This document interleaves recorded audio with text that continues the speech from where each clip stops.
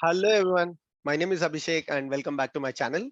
So last week I actually went on to a channel called Train with Shubham. So and we did a Kubernetes video on that channel. So if you see this video here, Kubernetes Production Deployment, and it turned out to be a very good one, and it received a lot of applause. You can see here, and so all the people who have seen that video have been asking me to do a part 2, because in this specific video we talked about how to create a pod and a deployment. We took a Python Django application and we deployed it on a Minikube cluster. It was a very end-to-end live demo. So now people are asking me about continuation part to show me about the services, what are the different type of services and how a service can be used to access this application outside Kubernetes cluster. And we'll also talk about the ingress resource. So whoever has not watched this video, you can go to Train with Shubham channel and you can watch this video, or I will also put the link in the description so that you can directly access the video link. Okay, so without wasting any time, what I'll do is quickly give a recap to people who haven't followed that video. So what we have done is, this is a Minikube cluster that I have. You can simply check with Minikube status. Okay, so my Minikube cluster is up and running. Now what I'll do is, I'll quickly show you what we have done last week. kubectl get pods. So these are the pods that are running, and it's a very basic application. It's a to-do application that we have run. And so we took a basic Python Django. So this is the URL. So you can go to this Git repository as well. I'll also put the Git repository. So we took a very simple Django application. It's called a to-do application. And we created a Docker file. We created a container out of it. And we hosted this container on the Kubernetes platform using a Kubernetes deployment. Right. So if you see ls, this is the deployment.yaml file that we have used. And finally, we have our Kubernetes deployment that is up and running. So to just show you, kubectl, you can simply do this kubectl get pods, and let's take the IP address of this pod. Kubectl get pods -o wide, so which will give you an IP address. You can take one of the IP address to just show you that this application is actually running on the Kubernetes cluster. For the people who have watched Train with Shubham channel, they already know that this application is already up and running. So what you can simply do is say curl -l http. I think this application was running on port 8000, if I recollect it correctly. Let me try. Yes. So if you see, the application is running. This is the to-do application that we had. Okay, so let's proceed with the continuation part. Now, what is the problem with the deployment? Why do we actually need a service? So if you understand the concept of deployment is a Kubernetes controller, right? It's a controller which takes care of your Kubernetes pods. So let's say the capabilities like auto healing and auto scaling. So if your pod is deleted, deployment says, don't worry, I'm here. So let me recreate you. And if you want to scale up or scale down pods for managing some loads during any specific occasion, or when you realize that your pod is going to receive extra load during a specific period of time, using deployment you can also scale up and scale down. So auto healing and auto scaling, these capabilities are provided by deployment. Now everything is good, so why do you need a service? So service offers you the networking component for your Kubernetes. So the primary concept of anything, like if let's say you have multiple applications and one application wants to talk to another application. Okay, so what is the thing that is required? The thing that is required is service discovery, right? So in Kubernetes, you know that kubectl get pods, okay, -o wide. What happens if this pod got deleted? Okay, let's say there are 3 pods here, and let's say I'll delete this one, kubectl delete pod. Okay, so next time when this comes up, it comes up with a different IP address. You all know about this one, right? Because in Kubernetes, the IP address keeps changing. There is no static IP address that Kubernetes provides you. So now, let's say there is an application called foobar, and this foobar is trying to access this to-do application.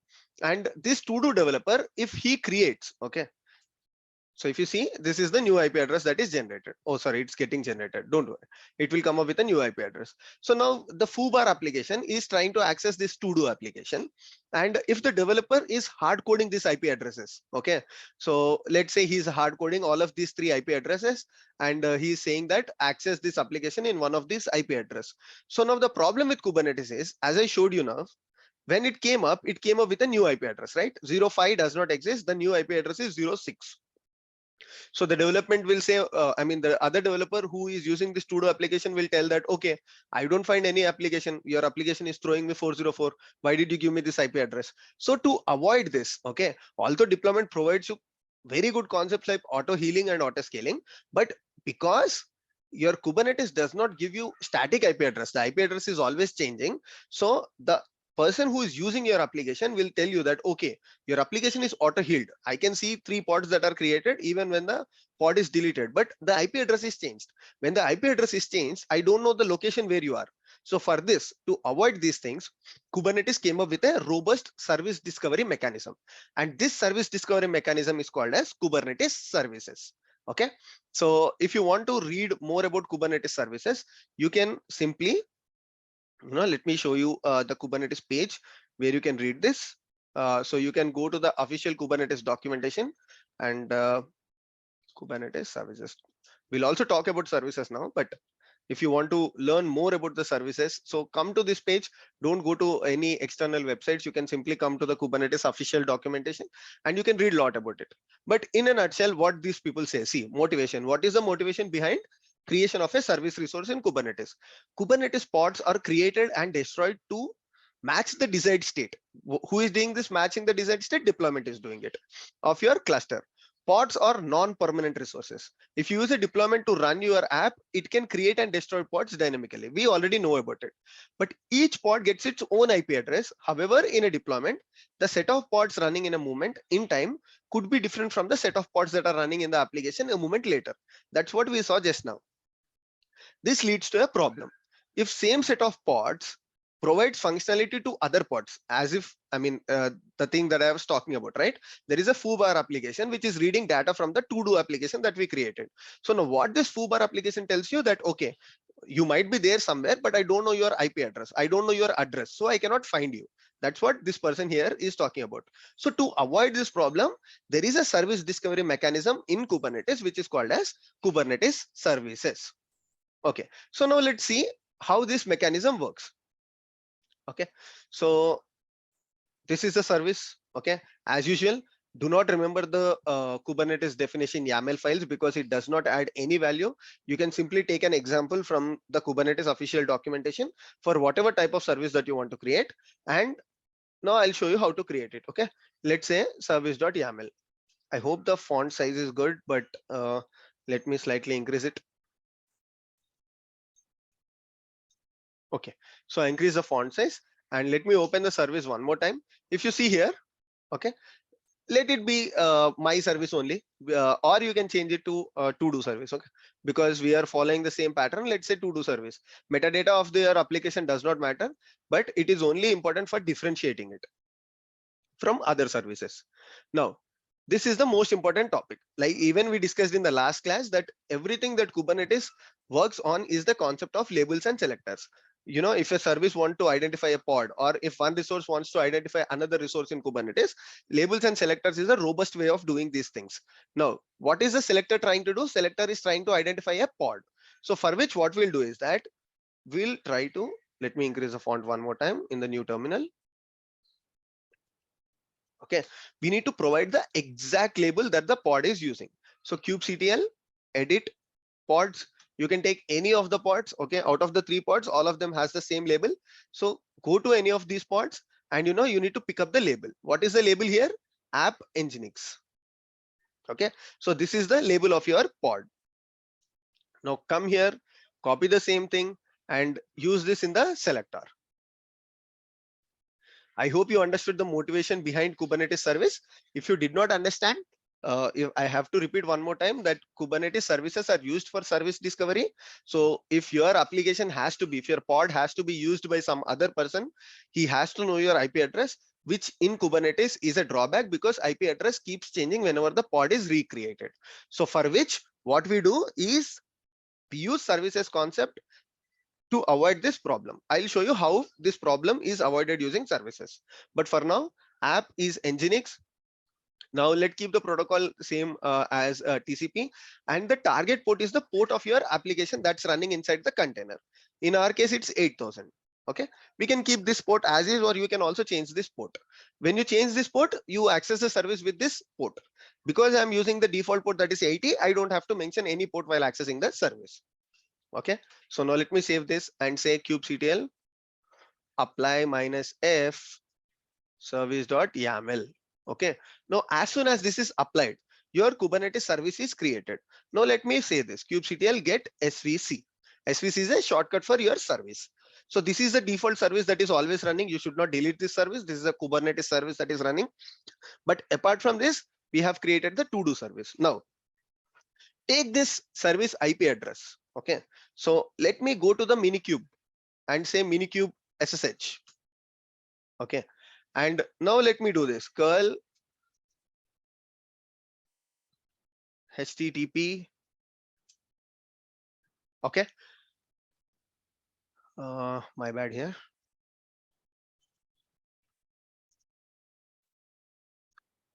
Okay, so we received the response, right? Now I did not access the pod IP address. What I did here, if you look at this, I access the service IP address, right? So this is the IP address of my service where we got it from kubectl get service. Okay, now you might be asking me the question, okay, I got the same IP, I got the same output by using the pod as well. Now why should I use the service? But now I'll show you the real problem with the pod. Okay, so let's say you shared the IP address with your colleague saying that kubectl get pods -o wide. Okay, so you will tell your colleague that, okay, access any of these IP addresses to access my application. Okay, let's say you shared this IP address with one of your colleagues, and he is doing the same thing. Okay, let's say he is also inside the Kubernetes cluster. What he'll do is he'll come here, say port as 8000 because this is a container port.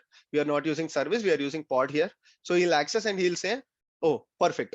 Your application is working very well. And after 5 minutes, he'll come back and he'll try to access the same IP address to access your application. But what I'll do is that I'll delete this pod.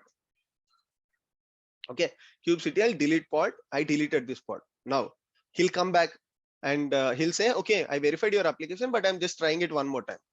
But in this case, he'll say fail to connect to the IP address on the port and the connection is refused. So to avoid such problems in your production scenarios, okay, if you talk about websites like Amazon, websites like Flipkart, there are hundreds of thousands of services, right? Login is a service, transaction is a service, your clothing merchandise is a service. There are lots and lots of services. So one service has to talk to the other service, right? Once you log in into Amazon, what you will do next? You will go to the catalog, whichever you want to choose, right? So from login, you are going into catalog. So login service is sending information to catalog service. So there has to be a communication between both of these services. If you use the pod way of doing it, okay, the older way that we did in the last class, right? If you use the pod IP address to access one another, what will happen?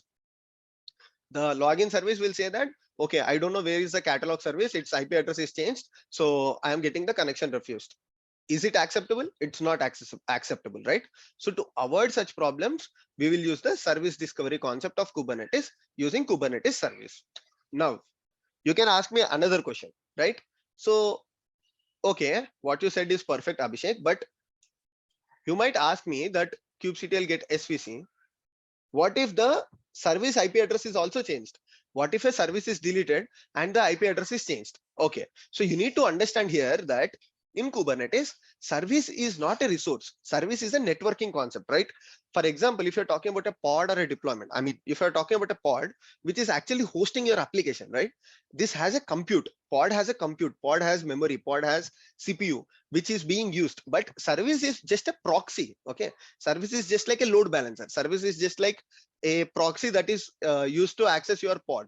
So there is, I mean, unless and until you delete it forcefully, okay. So I can come here and say kubectl delete service. Unless and until that you do it forcefully by your own, the service is never deleted and the IP address is never changed. So that is the advantage. So service is used for a proxy and service discovery to your Kubernetes pods.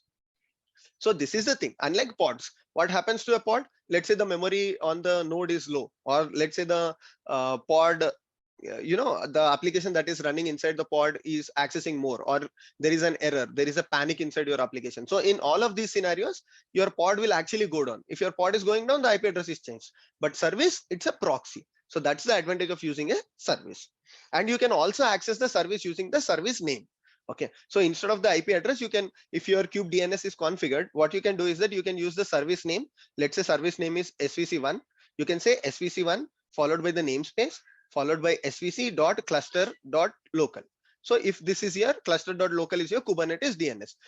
In some cases, people configure external Kubernetes networkings. So in such cases, you might not be using cluster.local, but if you're trying out with a Minikube cluster, you can simply use this. You can go to your Minikube SSH and you can access your service not only with this IP address, but you can also access using this one. Okay, perfect. So this is the concept of service. But one final point that we have left is, you can ask me that, okay, I understood the concept of service, I understood the concept of pod, but even now we are accessing everything from the Kubernetes cluster. We are logging into the Kubernetes cluster and we are accessing it, right? But our main agenda today was to access the application from outside Kubernetes cluster. So how do we do this? It's very simple. Go to the Kubernetes documentation one more time. Okay, we'll do it in the next 1 minute, and search for node port. Okay, so node port in Kubernetes, there are different types of services. So by default, the one that we created is a cluster IP service. I mean the type cluster IP. With cluster IP, you can only access it inside your Kubernetes cluster.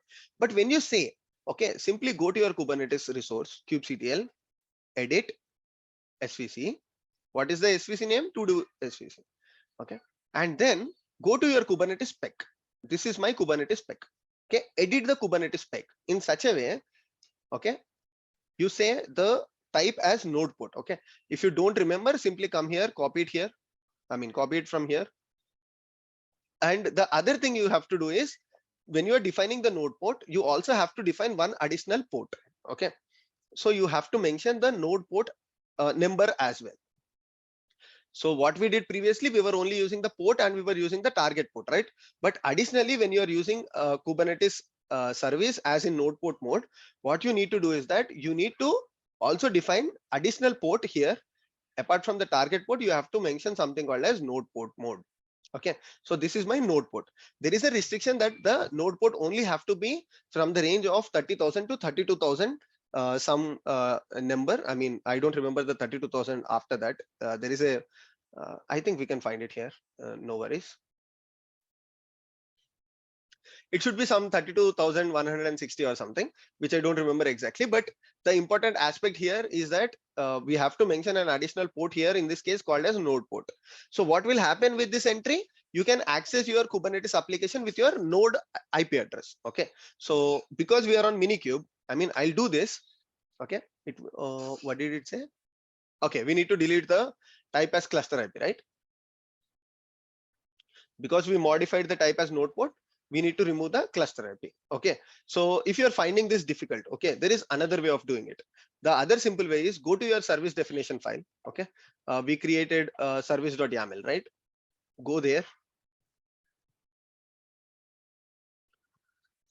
service.yaml, and simply, you can also modify it here. In this case, it will be very easy, right?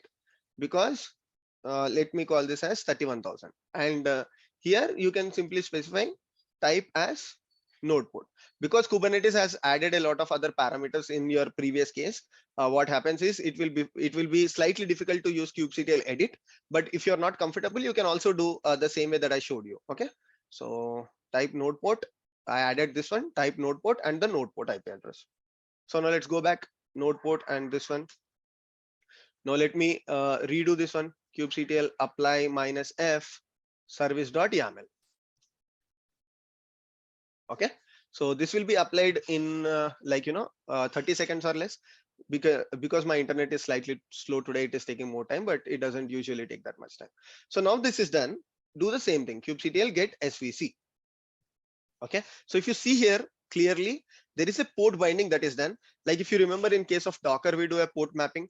What Docker port mapping does, it will allow your container application inside the container to be accessed outside by using a port mapping. We pass a parameter called -p. So in the same case, what happened here is this is your service IP address. This is binded to the node IP address called 31,000. This is the port that we mentioned. Okay. So now what I'll try to show you is curl -l. I need the IP address of my minikube, right? Because minikube is my Kubernetes cluster that I'm using. I'm using a single node architecture. If you have multiple nodes, you can use any node IP address. It doesn't matter which node IP address that you want to use. Okay. Let's say your Kubernetes is with 100 nodes. Randomly pick up a node IP address and access it using this way, like, curl followed by your node IP address colon 31,000. I'm saying you one more time, you can use any IP address. Now, once I do this, okay, so what we did wrong here is I need to use -l because of the kind of application that we are using. Okay, so every time you don't have to use -l, but in our case, the application that we are using, this is required. Okay, so this is the response that we got. Now we got it outside from the Kubernetes cluster. So this is the advantage of using Kubernetes services. What are the two advantages that we saw? One is the service discovery, which Kubernetes deployment lacks. That is, Kubernetes deployment provides you auto healing and auto scaling, but it lacks the service discovery concept. That means if one service has to identify other service, if one application has to identify another application, because pod IP address keeps changing, you have to you cannot provide the pod IP address to the other person who is using your application. To avoid this problem, you can use the service discovery mechanism, and service IP address is always the same. Okay, so let's say login wants to access my application. I can tell to the login developer that this is my service name or this is my service IP address. Most of the cases we give the service name itself, like I showed you, right? Service followed by the namespace, followed by SVC, followed by cluster local, or you can provide whatever your DNS is. So once you do this, the application login can always access the application catalog or any other thing. This is advantage number one. What is the advantage number two? We can access the application from outside Kubernetes cluster using the node port type. There is another type called as load balancer type. Okay. So what happens with the load balancer type is when you use the load balancer type, we don't use this on a local clusters like on minikube cluster or on any other on-premise clusters. We can also use it, but it's an advanced or it's a complicated topic. There is only one way of doing it using MetaLP, which we can ignore. Okay, for now, let's think that when we do it on-premise using our own Kubernetes clusters, we cannot use the load balancer type. We will only use it on the external cloud providers like AWS or Azure. And when we deploy the service of type load balancer, what happens is your cloud provider provides you an IP address. Okay, let's say you are on AWS, like the Elastic Load Balancer will give you an IP address, and this IP address can be accessed by any person in the world, right? Because Elastic IP that is provided by your AWS is an external IP or a public IP. So when you use this IP address, you don't even have to access it using your Kubernetes node IP address, but you can access it using your load balancer or your Elastic IP address. Okay, because in some cases node itself is not accessible from outside, right? So in my organization, the servers are actually restricted within the firewall. So if I share it with some other person in Amazon, he'll say that, okay, Red Hat servers are not reachable for me, so I cannot access using a node IP address. So in such cases, we'll use load balancer type service, or we will use the Kubernetes ingress. So we will talk about Kubernetes ingress in the next video. So I hope in this video you understood the concept of service and why we use the concept of services, what are the advantages. So if you did not understand, if you did not follow anything, please post it in the comment section. I'll try to explain you in the comment section, or if you have any other questions, what do you want me to do next on the Kubernetes aspect, also give your response in the comment section. And finally, please don't forget to like, share, subscribe, and comment on my videos. Thank you. I'll see you in the next video. Bye.